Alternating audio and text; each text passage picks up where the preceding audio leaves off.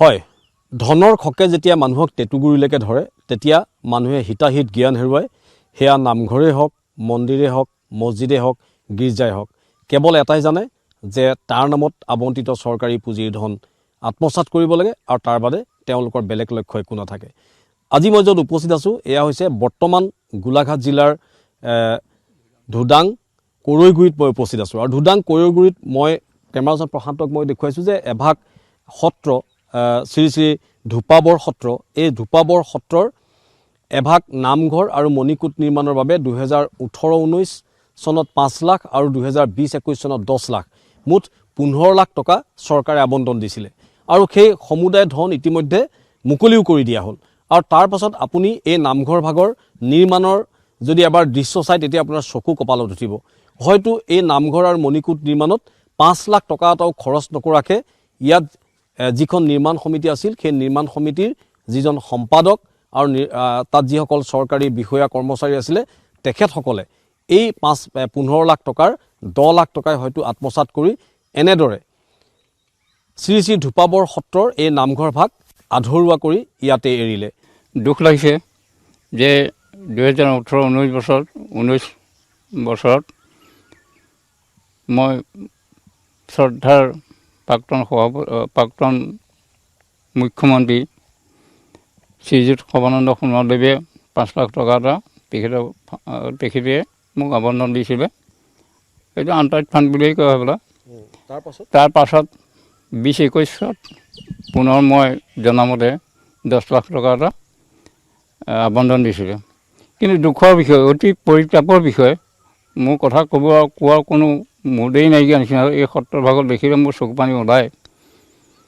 তদুপৰি আপোনালোকে যেতিয়া আপোনালোকক মাতি আনিছোঁ, আপোনালোকক ক'বই লাগিব দুআষাৰ যে এই সম্পূৰ্ণ টকাখিনি আমাৰ যিজন বৰ্তমান সম্পাদক হ'ল শ্ৰী গুণী ভূঞাই আত্মসাৎ কৰিলে। সিংহভাগটো তেখেতেই আত্মসাৎ কৰিলে। আৰু ইয়াৰ লগত হয়তো মাজুলী প্ৰশাসনেও সেই সময়ত মাজুলীৰ প্ৰশাসনৰ দায়িত্বত আছিলে।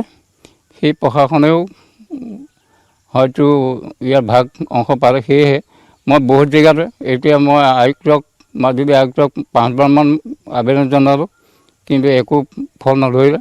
আমাৰ দক্ষিণ আদালগুৰি থানাতো মই 2বাৰ জনোৱা হ'ল, তাতো একো নহ'ল। সন্মানীয় আমাৰ অসমৰ বৰ্তমান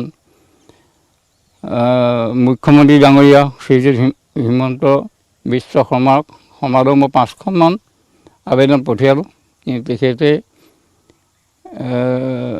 তেখেতেও এতিয়ালৈকে একো উত্তৰ দিয়া নাই। বা যাই কি নহওক, মই তেখেতক অসমৰ সন্মানীয় মুখ্যমন্ত্ৰী মহোদয়ক জনাওঁ যে এই দুখ লগা অৱস্থাত এই সত্ৰভাগত যি দুৰ্নীতি হ'ল সেই দুৰ্নীতিখিনি তেখেতে নিজাববীয়াকৈ এটা অনুসন্ধান কৰি যাতে ইয়াৰ এটা সুবিচাৰ কৰি দোষীক শাস্তি দিয়ক আৰু সত্ৰভাগ যাতে পুনৰ সম্পূৰ্ণ কৰি দিয়ে। এতিয়া এখেতসকলে বহুতো এইবোৰ ফটো মাৰি লৈছে, দেখিবই। ফাটি গৈছে ৱাল, নামঘৰৰ টিং উৱলি গ'ল, মণিকূটৰ ভিতৰত আসনৰ ভেটি উঁচুদাই মানে ঢাকি পেলাইছে। আৰু মণিকূটৰ পূব ৱালৰ ওপৰেদি কলগছৰ পাত সোমাই আছে। আৰু নামঘৰৰ অৱস্থা একেবাৰে দুখ লগা, মুঠতে অতি দুখ লগা। আৰু মই কি ক'ম।